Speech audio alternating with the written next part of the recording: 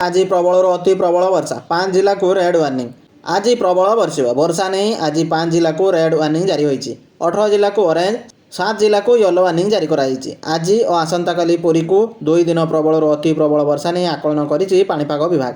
प्रबल भीषण वर्षा नहीं आभ्यंतरीण ओडिशार 5 जिला सम्बलपुर, अनुगुल, सोनपुर, देवगढ़, बौद्ध जिला को रेड वार्निंग जारी होती। सेहीपरि अति प्रबल वर्षा नहीं पुरी, खोर्धा, कटक, मयूरभंज, कोरापुट समेत 18 जिला को ऑरेंज अलर्ट जारी होती। अति प्रबल वर्षा नहीं 6 जिलूर येलो सतर्कता जारी करिछि भुवनेश्वर पाणीपाग विभाग।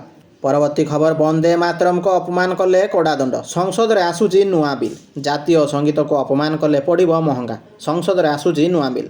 वंदे मातरम अपमान करुवा किंबा गाइबारे बाधा सृष्टि करुवा लोकंक विरोध में कड़ा आईनगत कार्यानुष्ठान हेबो। आसंता जुलाई 20 रु आरंभ होगा संसदर मौसुमी अधिवेशन जातीय सम्मानर अपमान प्रतिरोध संशोधन बिल केंद्र सरकार लोकसभा आगत करने को जाउछंती। केंद्र गृह मंत्रालय पक्षर जारी कराइतवा निर्देशावली पर यह नुआ बिल आना जाउछि। एणिकी जो सरकारी कार्यक्रम में जातीय संगीत जनगण मन बजाजिब सेठारे वंदे मातरम गान करने किंबा बजाइबा मध्य अनिवार्य। केंद्र कैबिनेट पक्षर यह बिल पूर्व मंजूरी मिल सारी। परवर्ती खबर, नीट यूजी फल प्रकाश। देशर 11.21 लाख छात्र छात्री कृतकार्य। Satwik Pattanaik Odisha topper. National testing agency NTA पक्षर गतकाली नीट यूजी 2026 परीक्षाफल जारी करा जायछि। चलित थर देश विदेशर 551 सहर में 5440 परीक्षा केन्द्र में प्राय 20 लाख छात्र छात्री परीक्षा देते। से 11,21,000 कृतकार्य होती। यह नंबर आधार में से देशर विभिन्न मेडिकल कॉलेज रे एमबीबीएस और बीडीएस समेत विभिन्न डाक्तरी स्नातक विभाग में नाम लेखार सुजोग मिल। कृतकार्य होता प्रार्थी मध्य 58% होती छात्री। 8 राज्य में 17 राज्य टपर 700 किंबा ताठू अधिक नंबर रखिंट। मिलता सूचना मुताबक नीट परीक्षा रे पंजाब आजियान गुप्ता और हरियाणार पांशुल बंसल सर्वभारतीय जुग्म टपर होता बेले सात्विक पट्टनायक ओडिशा टपर होती। परवर्ती खबर, ओडिशार 7 स्टेशन लोकार्पण। देशर 75 अमृत भारत स्टेशन उद्घाटन करेंगे प्रधानमंत्री। गजपति जिलावासी दीर्घदिन स्वप्न साकार हेब। दक्षिण ओडिशार प्रमुख रेल केन्द्र पारलाखेमुंडी स्टेशन कायाकल्प बदली जाइछि। केंद्र सरकार अमृत भारत स्टेशन योजन प्राय 17 कोटी टंकार निर्मित यह अत्याधुनिक स्टेशन समस्त कार्य सरी। स्टेशन समेत देशर 75 पुनर्निर्मित रेल स्टेशन उद्घाटन करेंगे प्रधानमंत्री नरेंद्र मोदी।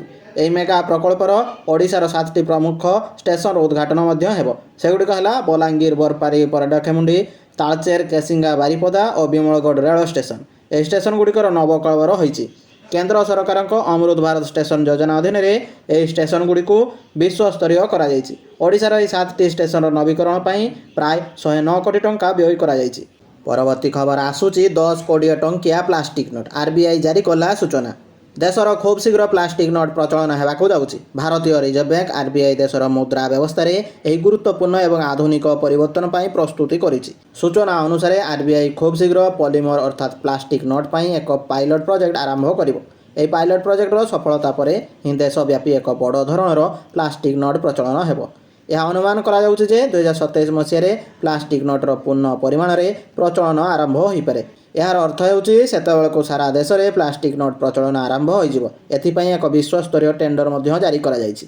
परवर्ती खबर, रथयात्रा सरिबा पूर्व मुक्ति लाभ करिवनी महाप्रभु श्री जगन्नाथ चलचित्र। निर्देश देले सुप्रीमकोर्ट। महाप्रभु जगन्नाथ फिल्म रिलीज उपर रॉक लगाइछंती सुप्रीमकोर्ट। महाप्रभु जगन्नाथ को नहीं तैयारी होइथिबा एनिमेशन चलचित्रर मुक्तिलाभ तारीख घुंचाइबाकू सुप्रीमकोर्ट फिल्म निर्माता को निर्देश देइछंती। राय रे सर्वोच्च अदालत कहते एवं प्रभु जगन्नाथ रथयात्रा पुरी रे चली। रथयात्रा सरिया परे जुलाई 27 तारीख पर महाप्रभु जगन्नाथ फिल्म को रिलीज करा जाई परिवो।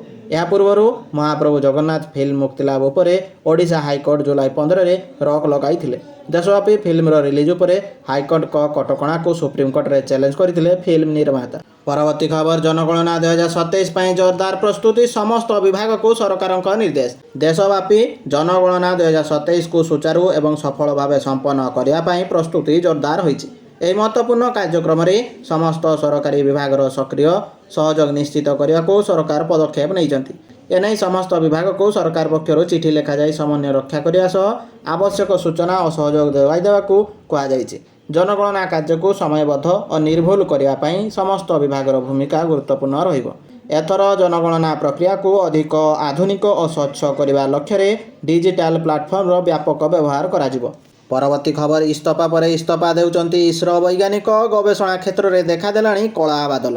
ଇସ୍ରୋରୁ ନିକଟରେ 100ରୁ ଅଧିକ ଦକ୍ଷ ବୈଜ୍ଞାନିକ ଇସ୍ତଫା ଦେଇଛନ୍ତି, ଯାହାଫଳରେ ମହାକାଶ ବିଭାଗକୁ ଗୁରୁତ୍ୱପୂର୍ଣ୍ଣ ପ୍ରକଳ୍ପଗୁଡ଼ିକରୁ କର୍ମଚାରୀଙ୍କ ପ୍ରସ୍ଥାନ ଉପରେ କଟକଣା ଲଗାଇବାକୁ ପଡ଼ିଛି। ବୈଜ୍ଞାନିକଙ୍କ ଏହି ହଠାତ୍ ପ୍ରସ୍ଥାନ ଗଗନଯାନ ଭଳି ଦେଶର ପ୍ରମୁଖ ମିଶନ ପାଇଁ ଏକ ବଡ଼ ଚ୍ୟାଲେଞ୍ଜ ହୋଇଥିବାରୁ ମାନବ ସମ୍ବଳ ନୀତିରେ ଜରୁରୀ ପରିବର୍ତ୍ତନ କରାଯାଇଛି। ଏକ ସମୟରେ ମହାକାଶ ଗବେଷଣାରେ କେବଳ ସରକାରୀ ସଂସ୍ଥାର ଏକଚାଟିଆ ପ୍ରଭାବ ଥିଲା, କିନ୍ତୁ 2020 ମସିହାରେ ବଜାର ସଂସ୍କାର ପରେ ବେସରକାରୀ କମ୍ପାନୀଗୁଡ଼ିକ ପାଇଁ କ୍ଷେତ୍ର ପ୍ରଶସ୍ତ ହୋଇଛି। ବର୍ତ୍ତମାନ ଘରୋଇ ସ୍ପେସ୍ ଷ୍ଟାର୍ଟଅପ୍ଗୁଡ଼ିକ ଆକର୍ଷଣୀୟ ଦରମା, ଷ୍ଟକ୍ ଅପସନ୍ ଏବଂ ନେତୃତ୍ୱ ନେବାର ଶୀଘ୍ର ସୁଯୋଗ ଦେଉଥିବାରୁ ବୈଜ୍ଞାନିକମାନେ ସେଥିପ୍ରତି ଆକୃଷ୍ଟ ହେଉଛନ୍ତି।